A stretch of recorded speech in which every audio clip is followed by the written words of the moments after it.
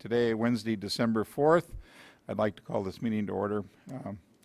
I'll begin by introducing my colleagues. To my left, Vice Chair Frances Spivey Weber. Soon to be on her left, Felicia Marcus. Soon to be on my right, Cam Doduk. And currently here is Board Member Stephen Moore. Mr. Howard, would you please introduce your folks? Yes, to my left is Michael Laufer, Chief Counsel. To my right, Chief Deputies John Bishop and Karen Turgovich. And we have the clerk to the board helping us today, Janine Townsend. Oh, and Courtney Davis. Oh, and Gita. Where's...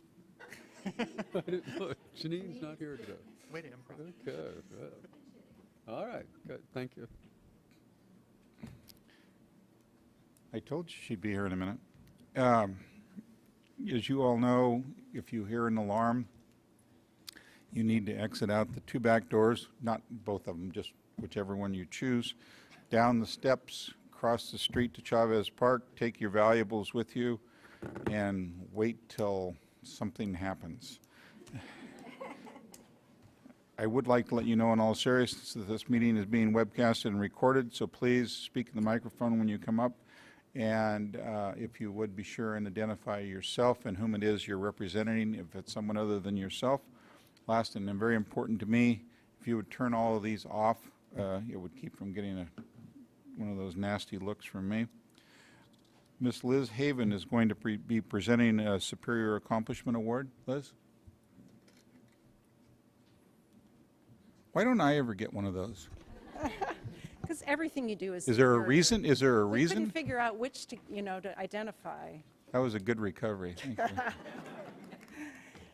you. Good morning, board members and exec and audience. It's my pleasure today to provide some Superior Accomplishment Awards to three very deserving staff. With me helping is Christopher Stevens, who was equally deserving of one of these awards, but given his high stature as a middle manager, he's not eligible, unfortunately, so instead he gets to help hand them out to other people who were very critical to this effort. I'm going to keep this brief. I know the board appreciates that when they have a packed agenda, but I do want you all to know how important the State Water Board's Clean Water State Revolving Fund, affectionately nicknamed SRF, is to the operations of the board. It provides affordable financing for municipalities, primarily for wastewater infrastructure, but it also can sometimes fund non-point source projects. We're very proud of this. Essentially, it runs like a bank, and Christopher is our chief banker / engineer. Fiscal year 2011-2012 was a record for the Clean Water SRF. We made $785 million in loan commitments, which was a huge pace, and I'm not sure we'll ever replicate it, but it was a great year. On October 2nd, the board approved the documents for a bond sale that was essentially to refund or refinance the existing bonds, revenue bonds that had been sold in 2002. This bond sale, we worked with the iBank, the infrastructure bank, our fellow agency, and a large team of bond experts. Yesterday was the closing of this bond sale. The bonds were snapped up in a matter of hours. They were all AAA rated, which is notable for the state of California. Note these are revenue bonds, not general obligation bonds. And we had a $68.9 million sale. The interest rate that the state will pay dropped from 3.8% on the existing bonds to 0.9%. So the overall savings to the state of California was $10.5 million. So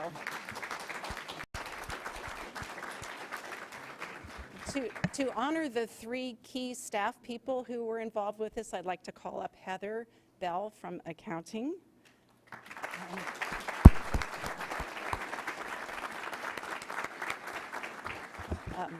Kelly Valine from DFA.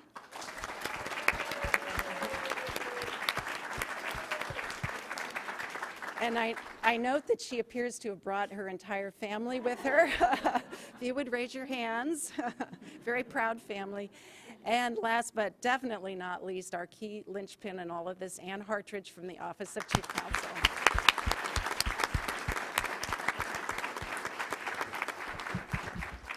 I will briefly give a few words about the role of each of our three honorees today as Christopher helps with the presentation. Heather Bell from DAS provided complete and accurate financial information that was needed for the bond sale, ensured that the bond requirements and accounting processes were consistent with each other, and established the necessary accounts. And like all of us, sat through countless meetings. So Heather, congratulations. Thank you.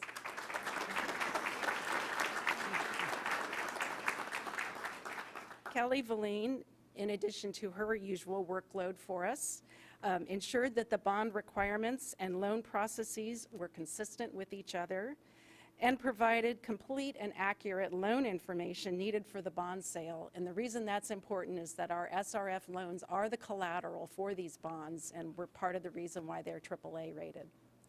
Kelly.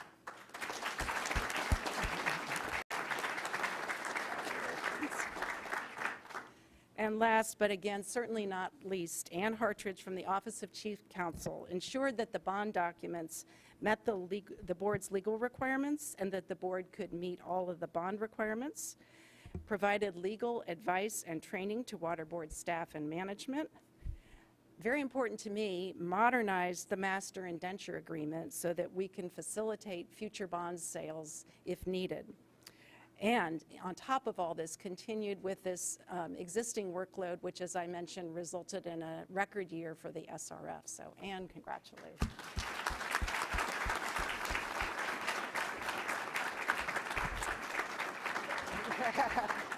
And I understand Ann's mother may be watching too, so say hi, Mom.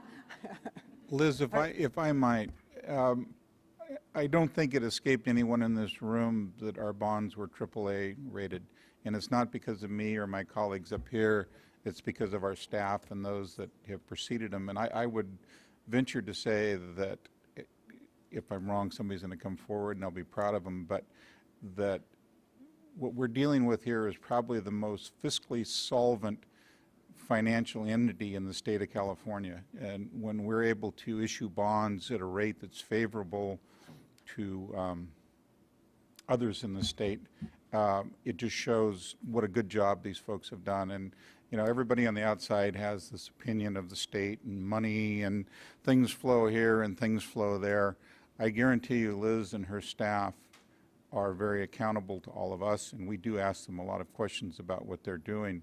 But if you look at the record of the state revolving fund and what these folks do, it's something to admire. And so of all of the things that go on around here, a lot of which I'm very proud of, I think this one rises to the top just because of the professionalism that our staff continually shows, not just the folks that are here and Liz, but all of the supporting staff. This is something for all of us to be very proud of and for the state of California to be proud of. So thank you all very much. Thank you.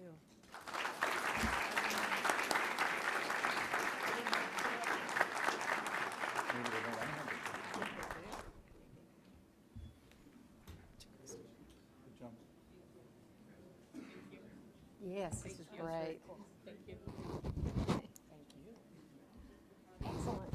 I love the fact that everybody in the audience was nodding too. That was good.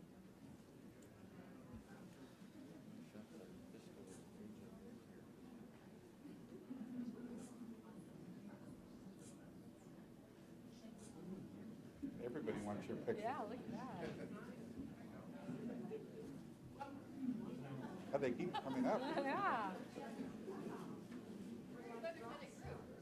Yeah, you are the way. Very cool. When has anyone heard about the state making money? Right. I'm feeling, I'm still fighting it, but it was prudent to stay home so I could be sure I could be here today. It's going to be a long day. I plan to use a lot of hand sanitizer, I promise. Thank you. At this time, we have an opportunity for, if you all could kind of calm down. Yeah, I can't be nice for too long, you know. With that, every meeting we have an opportunity for a public forum. where any member of the public may address and ask questions of the board relating to any matter within the state board's jurisdiction, provided the matter is not on the agenda or pending before the State Water Resources Control Board or any California Regional Quality Board. With that, Courtney, has anybody given you a card wanting to speak in the public forum? Squandered opportunity, in my opinion.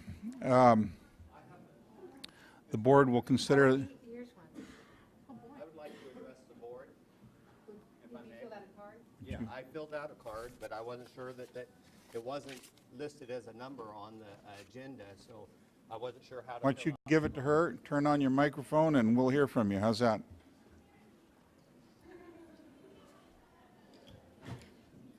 When the green light's on, you've got power. Good morning. Flip up where? My name is Todd Anderson. I'm a resident of Plumas County, and I'd like to address the board about violations of water code and who enforces water code. I've spoken to your enforcement division, your water rights division, and what I speak of is water code 10534, which is the integrated regional water management plan, and what the minimum standard is. You must identify water related objectives and conflicts within your region. Now, within the Upper Feather River watershed, we have a direct conflict there at Crescent Mills, which is water that isn't under DWR's management. It isn't within the boundaries of the Water Master Service area. It's not being regulated or managed. It sits within several hundred yards of all of the monitoring stations. Therefore, how is the monitoring stations can be altered by this water?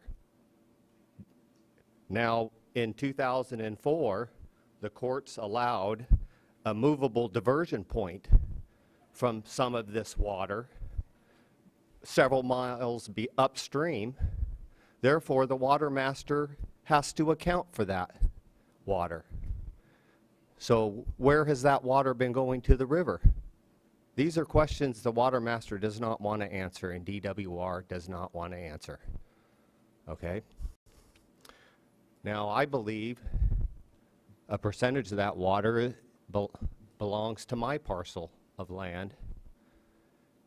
Matter of fact, when I initially started to investigate my groundwater rights, I simply called the water master and gave him my address, my APN number, and my phone number, and he came back with the decree, a pre-1914 decree. And that set me on my path. And now 2 years later, I'm in front of you asking you who enforces Water Code 10534. Now, I've been told it's DWR. Well, how could they enforce a code when they're the ones who are breaking the code? They're the ones who funded the Integrated Regional Water Management Plan dated 2005 for the Upper Feather River watershed. And where is this water going? Where is the accountability?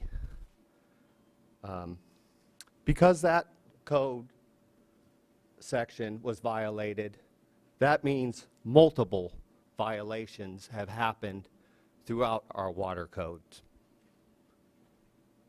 So I would ask this board for section 1831, a cease and desist order on Indian Valley Community Service District. They had my portion from diversion box 123 plugged for God knows how many years. I didn't know anything about that I had water rights. All I knew is I had a flowing artesian spring on my property that I used for my domestic use and some irrigation because I'm a certified producer. But then I find out I have a share of this other which is a public drinking water source, by the way. That's another violation. It's not addressed on our integrated regional water management plan. So anyhow, the water master eventually showed up there and got it unplugged, but that doesn't account for the years of violation of 5100, where they diverted more than 25 cubic acres of water through the town of Crescent Mills out to Caltrans mitigation project, their wetlands project, keeping it wet. So as soon as that plug came undone on July 26, 2011, sure enough, the Army Corps of Engineers told Caltrans, your wetlands project is now drying up. Now they are purchasing the water from Indian Valley Community Service District, forced to because they're no longer diverting my share of water to the project. So it's all just a mess. And the thing is that my wife and I, we know nothing about it, but yet then people come into our lives and try to alter the destiny of my wife and I within this process because of the water that's adjudicated to our property. And it's turned our life upside down. And I can't get anyone up there in Plumas County to do anything except for destroy evidence, okay? Removing this, by the way, this water is certified groundwater pre-1914, sitting at the lowest point of the basin. So I would like Todd, to... I don't think anybody's going to be able to answer the questions that you've reasonably asked in the detail you would expect and that I would expect to have them answered. Is this email address that you have here the best way to contact you? Absolutely. We will have someone waiting, standing right behind you here that would be more than happy to talk to you outside the room, so you can give him your contact information, and we will do our best to answer your questions in a professional way. Thank you, Mr. Chairman, and thank you, Board, for listening. Thank you. The board will consider the November 6th board meeting minutes. Any questions, changes, modifications? Hearing none, I'll move to approve the November 6th board meeting minutes. Second? All those in favor? Aye. Aye. Aye. Thank you. Do any of my colleagues have anything they would like to report? Any gifts, jet trips, vacations in the Bahamas? Anything normally out of normal? We have items 3 and 4 shown as uncontested. If we have no cards or comments on 3 or 4, I will move that we take those 2 items as uncontested and move to put them through. So moved? All those in favor? Aye. Aye. Any opposed?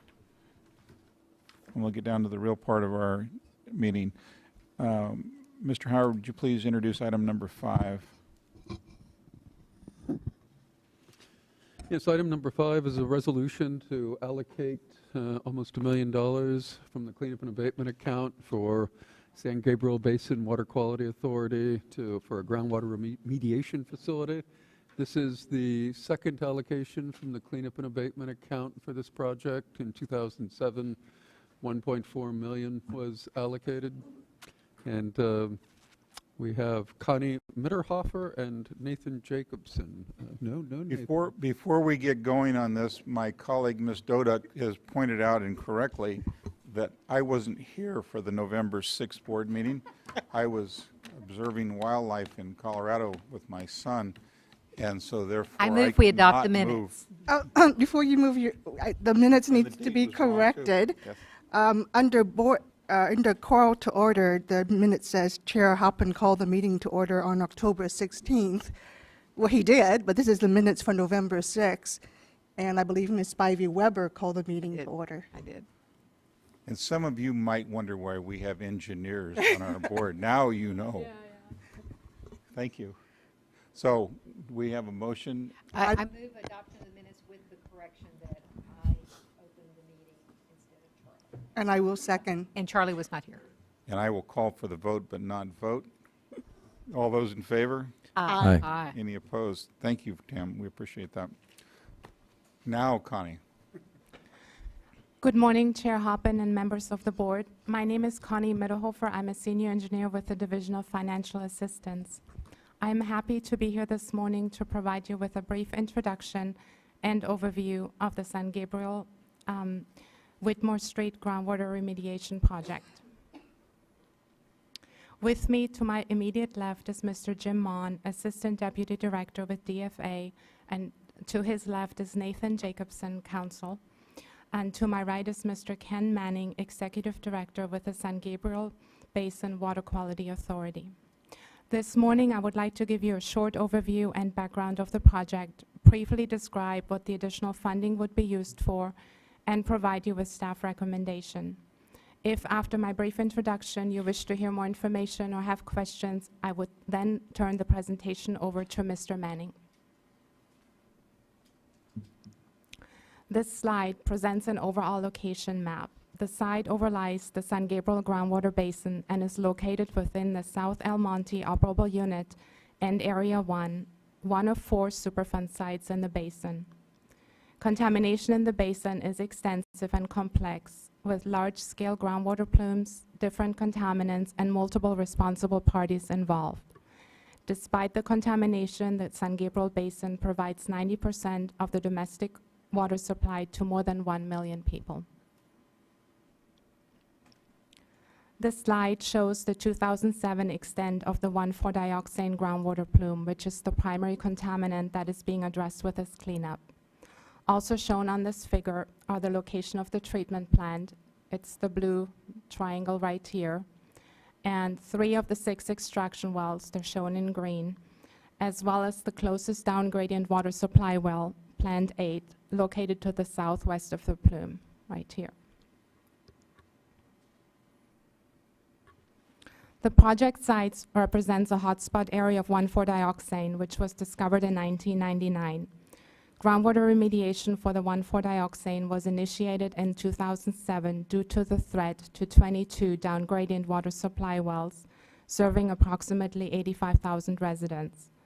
The installation and operation of the groundwater extraction and treatment system was funded by the State Water Board's cleanup and abatement account in 2007, when the board allocated $1.4 million to the San Gabriel Basin Water Quality Authority. The goal of this treatment system is to hydraulically contain and treat 1,4-dioxane before discharge to the Rio Hondo Channel.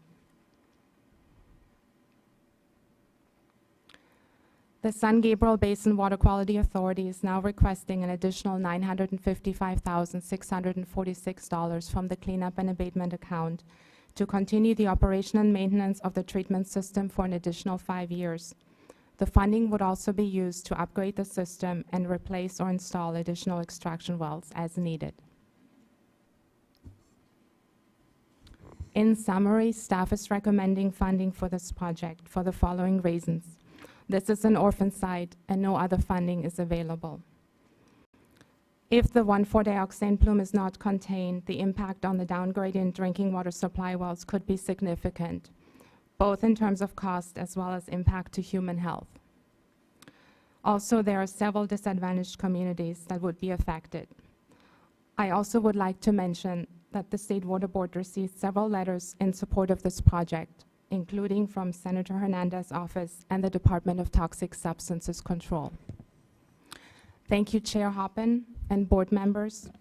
If you'd like more information or you have any questions, I would like to turn the presentation over to Mr. Manning at this Connie, time. I have several questions, but one, clearly this is an orphan site, but are there other potential funding sources?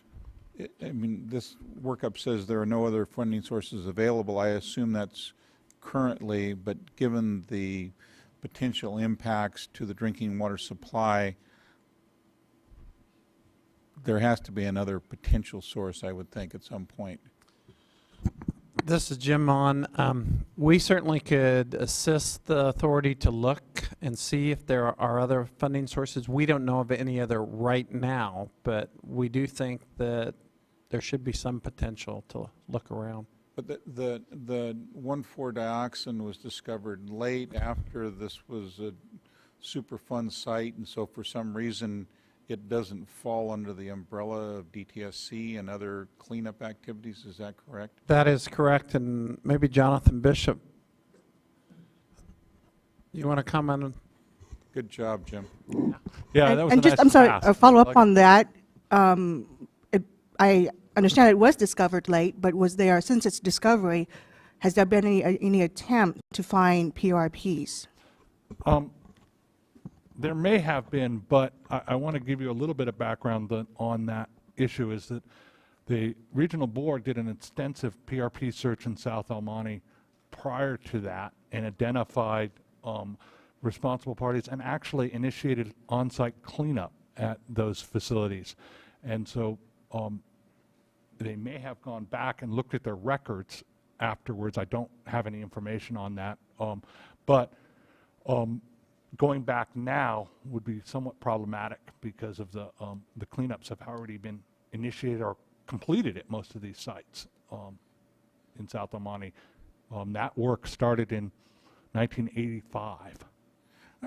John, my concern is that, if I understand this correctly, we're dealing with approximately 90 parts per billion of the contaminant, and the MCL is like 1.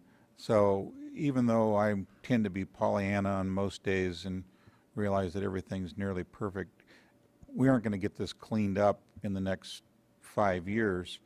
And I don't think in my mind, and please correct me if I'm wrong, Michael, Tom, you can chime in as well, that the cleanup and abatement fund should be the source for some almost infinite project. I mean, this thing's got to go over someplace else at the end of this time period, in my mind. If my mind is not correct, it's a good time to correct me. I don't really have an answer for you on that. That's not exactly what I wanted to hear. Yeah. Chairman, if I could, in my presentation, I'm going to address that issue directly right head on, so. Perfect. You're off the hook, John.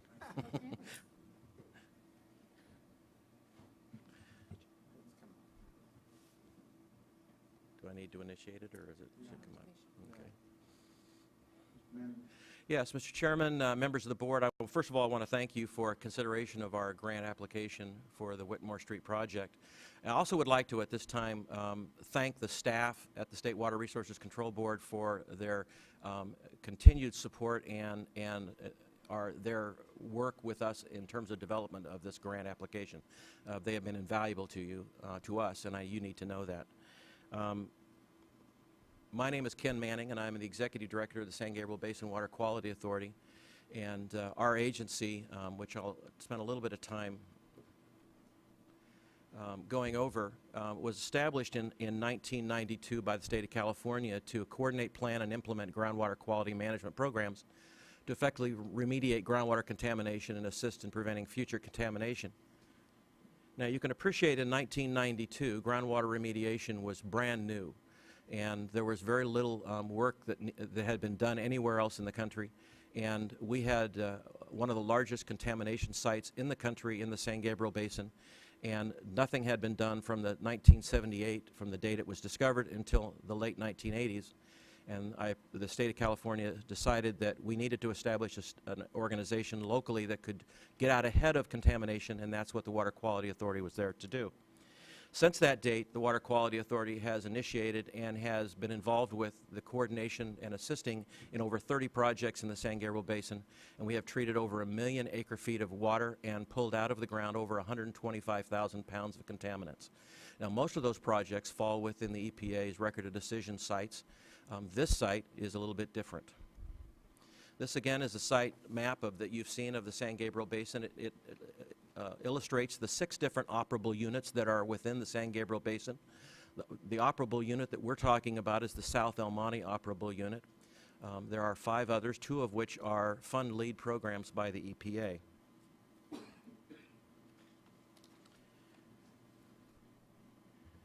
The Water Quality Authority has initiated from the very beginning an early action policy that focuses on taking a proactive approach, and I want to emphasize the word proactive approach. We have not waited for the bureaucracy to catch up to us. We, in fact, go out and start the process of cleaning up these the aquifers and these sites ahead of the EPA or the state of California, and then allow those agencies to catch up, and then we work with them to help coordinate these efforts. And that's been the process we've used now for almost 20 years now. These early action processes have done a great deal to help us speed up remediation in the San Gabriel Basin. We've been out in front. How do you evaluate the efficacy of efforts when the map I saw earlier that Connie presented was a 2007 map? That was the last time we gave you money, and unless there's another map, we don't have anything to show if there was progress made in the last 5 years, or whether it went downhill. We don't have any idea. How do you know if? How do we evaluate the project? Yeah. Well, we evaluate the project. How do we evaluate it? How do we Understood. decide that we're putting money? I mean, clearly the need is here.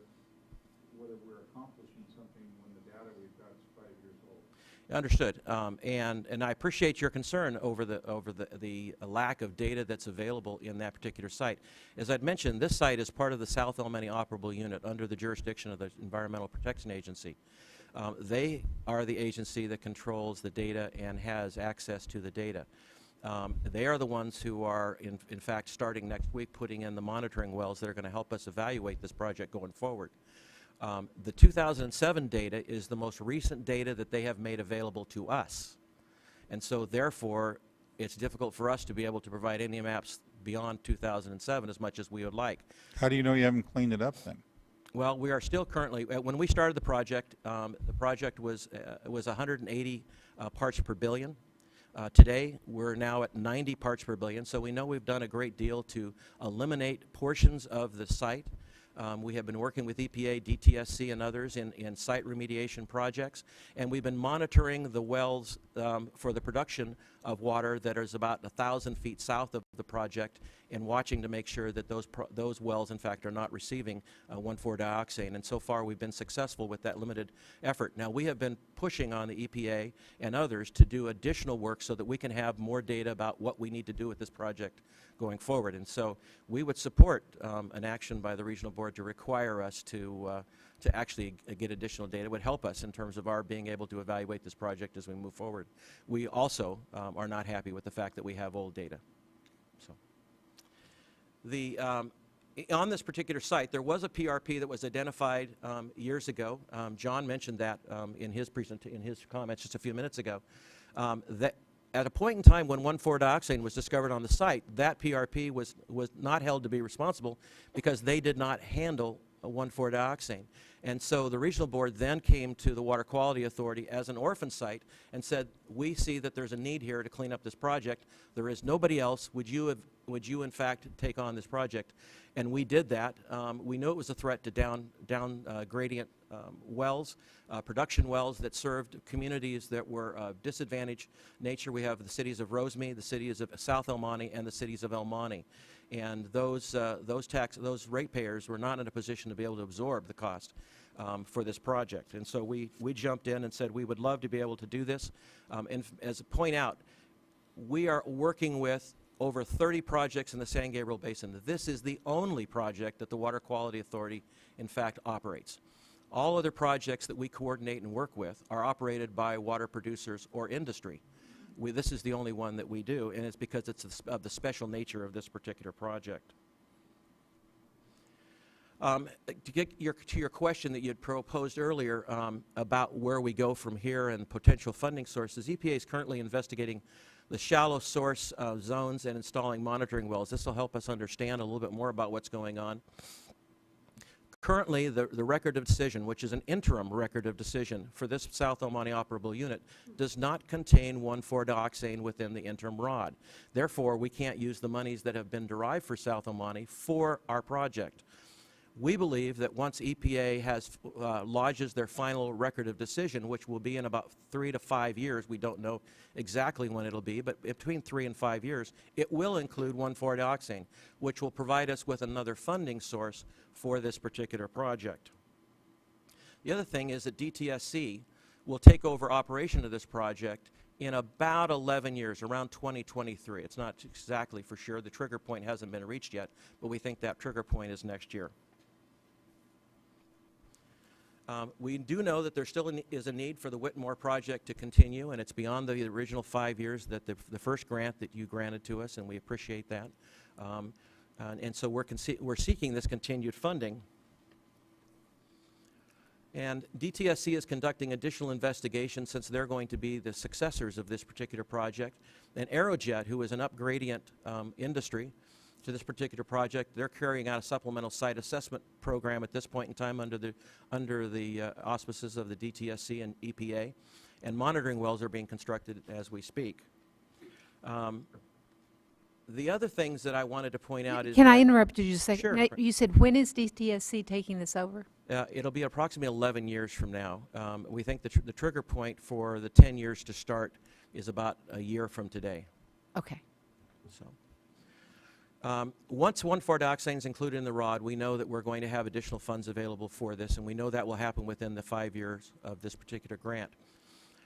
There are a couple of other things that I think need to be pointed out. We also have access, because of our agencies work with the federal government, access to Superfund sites or funds, and we think that money will be made available to us there. Now, we know we're going to get, as a state, in a position to be able to vote on a water bond. I'm not sure what it's going to look like. I'm not sure when we're going to vote on it exactly. But when we do have a water bond, if it mirrors the current water bond, there is money that has been set aside in that water bond for the San Gabriel Basin Water Quality Authority to have access to, that we think would also supplant this money and take over. I think the smoke and mirrors in the proposed water bond is why we haven't voted on it yet, though. Yeah, you're probably correct on that. But when we do have a chance, we'll hopefully we'll have funds in there that will be available to us to be able to use towards this particular project and its continuation. The other thing is that we do have funds. The Water Quality Authority has been successful in working with Congress in having access to restoration funds, particularly for the San Gabriel Basin. Unfortunately, in Washington, D.C. these days, our project has not been able to get additional authorization or additional appropriations to its existing authorization because of the earmark ban. And so we are hoping that working with Congress in the next couple of years to be able to get additional appropriations, and those funds would also be available. So between the potential of having funds available through the inclusion of 1,4-dioxane in the record of decision, Superfund sites, additional PRPs, or our restoration fund, we don't think there's any chance that we will be back here within 5 years or after 5 years for this project. Question, is it EPA or DTSC that makes the final decision regarding what's included in the record of decision? EPA is my understanding, will be making the final decision on that. If EPA is in the audience, I would like to hear from you at some point regarding the issue of including 1,4-dioxane in the record of decision. I'm not sure there's anybody from EPA here. I didn't see anyone here. And We is do it have Kate Berger here from DTSC, but I don't know that anybody's here from EPA. But you mentioned that it would be the regional board that would ask EPA to make sure this gets into the record of decision. Is that correct? Yes, from our understanding, in talking with all the parties, the regional board, DTSC, and EPA, it's pretty well accepted at this point in time that 1,4-dioxane will be included in the final ROD, but it's not in the interim ROD. Now, this last map is... I'm sorry, just building on that, I think it would be appropriate for us to add to the resolution, should the board approve this item, a direction to our executive director to work or send a request, or however you want to frame it, to EPA and or DTSC to ensure that output is considered in terms of including 1,4-dioxane in the record of decision. Very good, thank you. This last map is a map with some of the more current data that we do have as to the flow diagrams based on models that we have from our own engineering consultants. And this shows the capture zone that we have developed that shows that the 1,4-dioxane plume and the two outlying 1,4-dioxane hotspots are all going to be remediated with this project that as we have it designed today. So, and that's the last of my presentation. I'd be glad to answer any questions.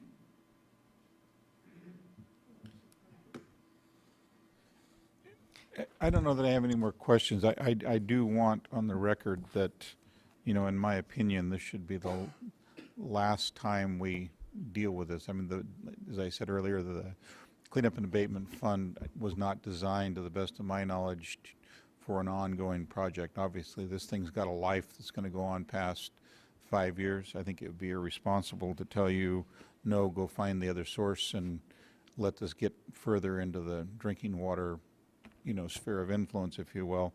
But as far as I'm concerned, this is kind of the last dip at the cup. And this is the last time we intend to be in front of you for this particular request. Yeah, okay. If I might add, I concur with the chairman's concerns, and actually I think I will pile on it, and that is this board had already approved quite a significant amount of funding 5 years ago for this project.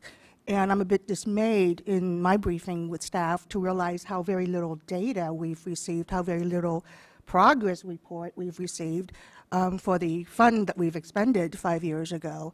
And so I would like for my colleagues to consider that if we were to approve this item today, excuse me, that we include in the resolution a conditional approval and an expenditure of a release of a partial amount immediately for the project to continue, but to condition the release of the remaining amount based on appropriate submittal of progress report, appropriate submittal of a closure plan. I would just feel more confident going forward if we were to build in some milestones for reporting back to our executive director on the progress of this project before we release the full amount. It sounds as though that the data, however, is at EPA, so that could be part of that, as we talk with EPA, as the executive director talks with EPA, that it will be EPA that provides the data, because as I understand it, you do not have it. No, until they release it from us, we will not have that data. How do you work with someone who doesn't give you the information? It is very difficult at times. Wow. We have someone here from DTSC, Ray. Are you here? Would you come up a little bit? Because, you know, I think part of what we're dealing with here is, as long as we continue to pay it, it's only human nature that somebody else isn't going to do it or get too interested in it. So can you give us your opinion from DTSC's perspective, how we get this shifted to a more appropriate funding mechanism, if you will? Okay. I think the Water Quality Authority laid out the progress forward pretty well, and we agree that hopefully in 5 years, or we're actually pretty certain in 5 years we won't be here again. There's alternatives that we're pursuing that don't include this funding, and the most important of which is having the EPA include this project and this contaminant in their final ROD. EPA will make that decision, but both our agencies have input into that decision and have some ability with which to leverage inclusion of this project and this contaminant in their final decision. And so we will pursue that with great vigor. We're certainly pursuing other parts of the San Gabriel Superfund project with great vigor as well. It's a very complex and difficult problem, and I think it's going to take all of our cooperation to solve it.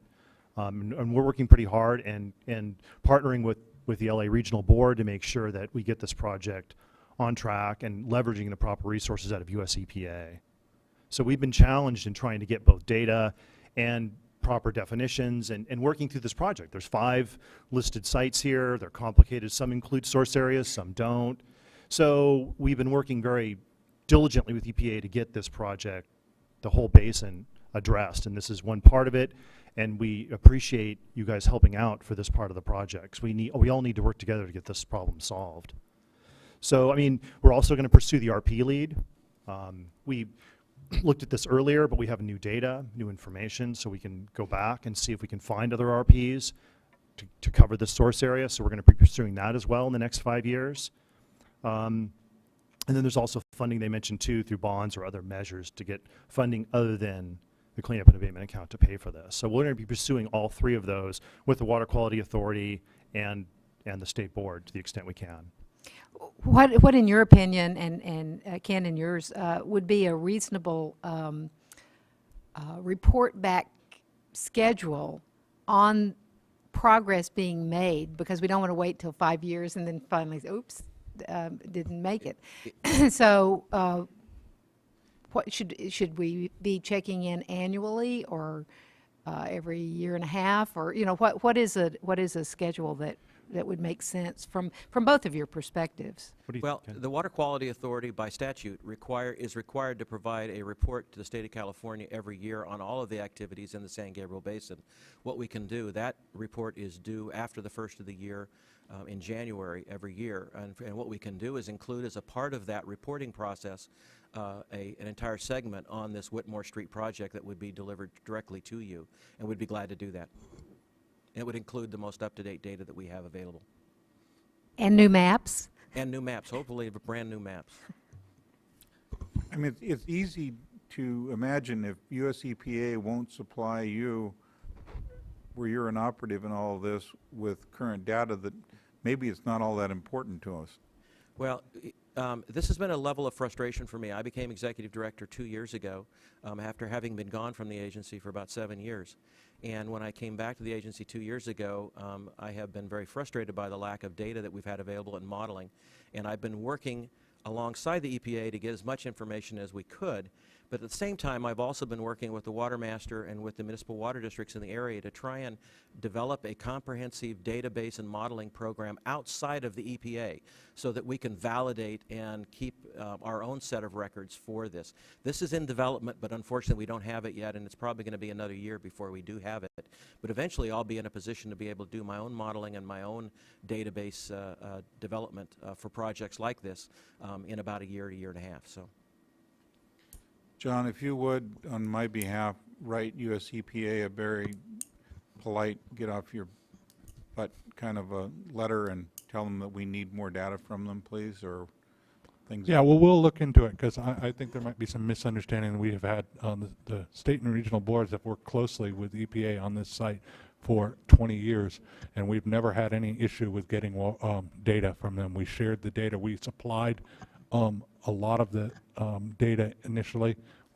So I don't think there'll be any issue.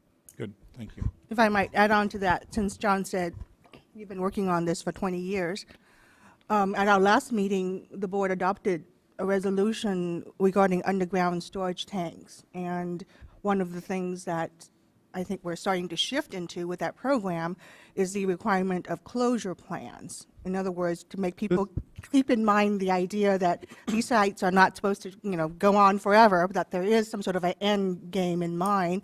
With that, I'm not, familiar with the DTSC or the EPA ROD process. As part of that, is there a closure plan that is developed? Well, I think the process would be that this particular project and contaminant would be rolled into the final ROD, and ideally we would find responsible parties to pay for it, and they would implement the remedy until there's been a restoration of both the shallow zone and the groundwater. That would be the ideal scenario, and we'll pursue that. Obviously, the next one would be we couldn't find an RP to pay for it, and it would go fund lead. And as it was said earlier, the DTSC would take over O&M of that in 2023. So those are sort of the options that we're pursuing, but certainly there is an endpoint here for taking care of this project. Obviously, when you're dealing with groundwater cleanup, it's many, many years into the future before you can complete them. As long as there is a cleanup endpoint. Right. So- Yeah, well, absolutely. The idea is to, restore the basin. One would hope. We'd like to, but it's a very big problem. Right. I would caution, though, Board Member Dudek, that this is not an underground tank case. That was what I And, was going to say. and- Pretty different. The rods are based on containment, and the interim rods are based on containment. The final rods will be based on trying to remove mass and eliminate the problem. But as you said, we've been working on this for 20 years, 10 years of which has been active cleanup. It's not like they've been sitting around twiddling their thumbs there. There's been a lot of extraction in these 5 operable units, and they will go on for the foreseeable future. It's not it's not going to be one we can write a closure plan and get these people out of there in a few years. One impression I got, and I appreciate my fellow board members who were here when the last 5 years ago, and to hear their questions. I benefit from that greatly. The overall situation here concerns me greatly about using the collective cleanup and abatement account and not having any reports of abatement, and really treating it as a cleanup account. This is improper, and that's why Board Member Dodek's questions are appropriate, I believe, in terms of what's the exit strategy. I'm concerned what I hear from staff that the collective agencies aren't taking this funding source as seriously as I believe they should. I believe State Water Board CAA is being taken for granted in terms of the lack of responsiveness of your agency to diligently provide data. A couple things come out to me that wasn't discussed here in the hearing. Was there's a sentinel well that indicates there may be early indications of migration of the 1,4-dioxane toward the drinking water wells. So that's an indication that there's an engineering issue in terms of what's the rate of extraction. There's a need to improve this orphan site management more along the lines of what a PRP would be expected to do. So 30 gallons a minute, this little straw pulling the groundwater out to treat 1,4-dioxane, while 5,000 gallons a minute is pulling the groundwater toward the drinking water source. That should have come out, well before a couple months, asking for another $1 million, which is 20% of the fund for the whole state of California. So, this isn't the way we want to manage this. So I support Board Member Dodek's concept, and in terms of, I'm not comfortable okaying 5 years. I'm okay with a plan where we get reports back, we understand a little better about how we can improve the engineering at the site. I'm uncomfortable with the 5 years in terms of just walking away and we'll see you in 2017. So I'd like to have a structured report system where the executive director reviews the progress and critically evaluates whether to release further funding for the next period of time within the 5 years. Well, in terms of the $1 million, or close to $1 million, what were your plans for expenditures of those funds in the short term, for the next 2 years, 2 or 3 years? What kinds of things are those going to be